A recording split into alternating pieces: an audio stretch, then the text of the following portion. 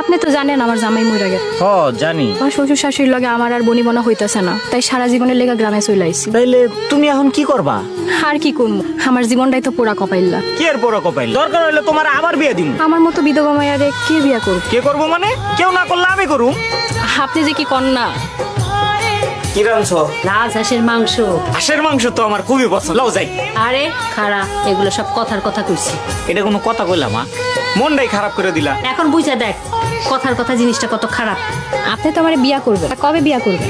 বিয়া? কি এর বিয়া? কেন আপনি না সেইদিন কইলেন আমারে বিয়া করবেন? ও ওইটা। আরে ওইটা তো আমি এমনি কথার কথা কইছি। বুঝছি, আমি বিধবা দেখা আপনি আর আমারে বিয়া করবেন না। তুমি তো বুঝোই আমি একটা আসলে এটা সম্ভব না। তো আমার মায়ের জামাই কই? কে তোর জামাই? কে আবার? তোর পোলা। তুই ডাব পাঠাইছিলি না? হে ডাব নিয়া হে গিয়া আমার মায়ের বিয়ার প্রস্তাব দিছে। এই করস কি তুই তো সব দুধ খাইলাম বাজারে নিয়ে বেচমু কি? আরে তুমি তো কইলা খাইতে। আমি কি জানি যে তুই সত্যি সত্যি খাবি? আমি তো তোর কথার কথা কইছিলাম। জানমিয়া তুমি জানো না আমার কাছে কথার কোনো বেল নাই।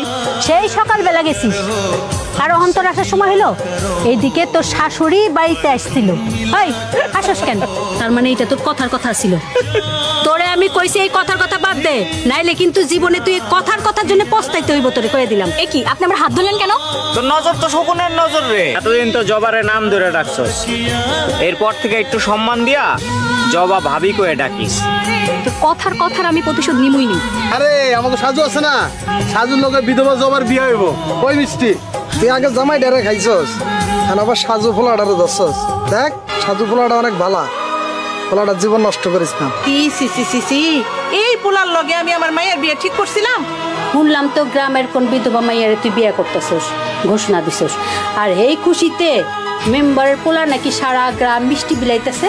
ও এই খবর তাহলে তোমার কানেও আয়া পড়ছে? তার মানে চাষি বাইতে যেসব পেয়ে গেছে এগুলো সব ভাষা।